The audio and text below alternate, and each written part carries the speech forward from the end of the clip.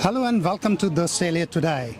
We have Minister for Multicultural Affairs and a person who is fighting the election with the core of multiculturalism, Julian Hill. Julian, welcome to the Australia Today. Thank you, and good to be with you again. Thank you so much. Julian, how's the election going?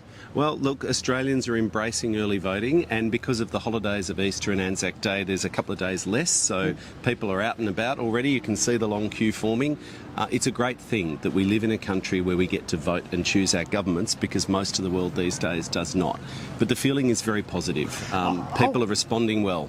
Oh, yes, I was looking at you going to the queues and talking to people. So what are you trying to kind of explain to them? Last minute dates, what are you telling them? Well, I'm meeting people. This is these 4 or 5 weeks that I've been in Melbourne is actually, I think, the longest that I've been in Melbourne for the last 3 years, because this is a serious job, being a federal MP, and it means that you're around the country and a minister, and you're away from home. But I'm talking to people, answering questions, saying hello, and really just enjoying being in the community.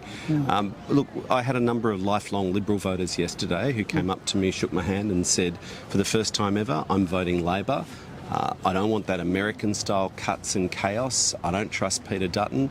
He hasn't outlined a single credible costed policy on cost of living to actually make things better. And, you know, we're getting a very, very strong positive response. You just picked up a cost of living, but people are really hurting right now because of cost of living crisis. And have you got any concrete thing to show to them so that they bend towards you, as you're saying? Yeah, absolutely. What I say to people, I've been talking to people for months, and cost of living has been the #1 economic challenge the country's faced. Inflation, when Labor was elected to government, was at 6.5% and peaked at 8% soon after. It's now down under 3%. So this year's looking better. Australians, with the government, have come through the worst of it, and the economy and situation's improving. What the government's tried to do for the last 2.5 years is help people through cost of living pressures while inflation comes down, because inflation is a tax on ordinary people. If you're Gina Reinhardt, Dutton's mate, and you're super wealthy, inflation's good because all your assets go up in value. But for most people here, it destroys their household income. So a tax cut for every taxpayer, which the Liberal Party opposed, power bill rebates, which the Liberal Party opposed, capping wholesale gas prices, which the Liberal Party opposed, cheaper childcare, cheaper medicines, free TAFE, things that the Liberal Party has not supported, as well as boosting bulk billing. So that's what the government's been doing to help people. But we have a bizarre situation. The choice is clear. Peter Dutton and the Liberals that are going to the election promising to permanently raise your income taxes, $600 billion of risky nuclear reactors, and the stupidest housing policies you could ever invent. Super for housing, tax-deductible mortgages, which will push up the cost of housing for young people, versus Prime Minister Anthony Albanese, calm, steady, adult government with more help on cost of living and fixing Medicare. Julian, you have outlined a number of things. However, if I want to see next 3 years of Australian living, where is the hope? Where? I mean, I don't want to get into a liberal Labour thing, but give me some hope. When somebody is queuing there to vote, he or she should be seeing the hope for next 3 years. Where is the hope? You're absolutely right, and this is a choice about who the government is for the next 3 years. What the government is putting forward is tax cuts for every taxpayer permanently. Interest rates have started to fall because inflation's down. You know, interest rates, all the economists say, will be further cut this year. And housing policies, real action on housing to build new houses. The only answer for the next generation, for people's kids, to get in the housing market is to build more houses, which is what the Labor government is offering. The Liberals' policies build not one single extra house, not one. So housing is an intergenerational challenge, renewable energy to put downwards pressure on power prices, clean, renewable, reliable renewables, and of course, Medicare. Because inflation's coming down, because interest rates are now falling and we've come through the worst of it as a country, we're able to invest in Medicare. Now, for people who are new to Australia, many of your viewers, Medicare just didn't fall from the sky one day. We didn't just wake up and go, oh, look, there's a Medicare card. But we are paying almost $50 as an extra. Spot on, exactly right. And that's exactly what the government's commitment. If you want to talk about hope, the government's policies will see 9 out of 10 visits to the GP fully bulk billed, restoring the promise at the heart of Medicare, the system that Labor invented. And I say to your viewers, there is a fundamental difference. The Liberal Party have never supported Medicare. Peter Dutton, when he was the health minister, voted the worst health minister in 50 years, tried to literally destroy bulk billing by introducing a charge for everyone to see the doctor. The Liberals went to the 1984 election, the 1987 and 1990 promising to abolish Medicare. Well, Labor has a different view and we believe in universal health. Let's move to your favourite subject, multicultural Australians.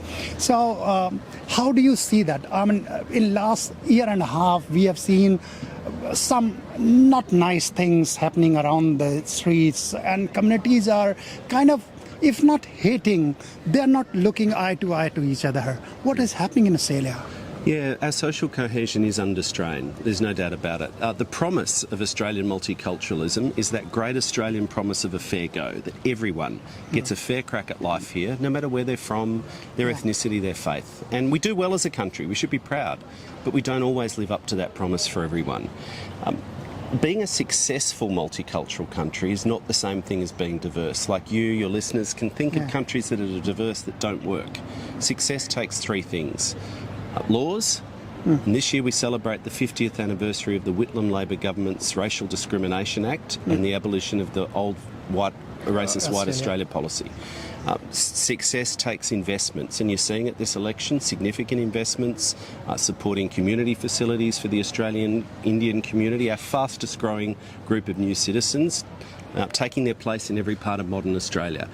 But success also takes leadership, and I say very seriously, the tone that is set by our national political leaders can bring the country together or it can divide the country, and Peter Dutton has a record of 20 years as someone who tries to divide society, chasing votes from one group or another. That's not the Prime Minister's way, that's not the Labor way.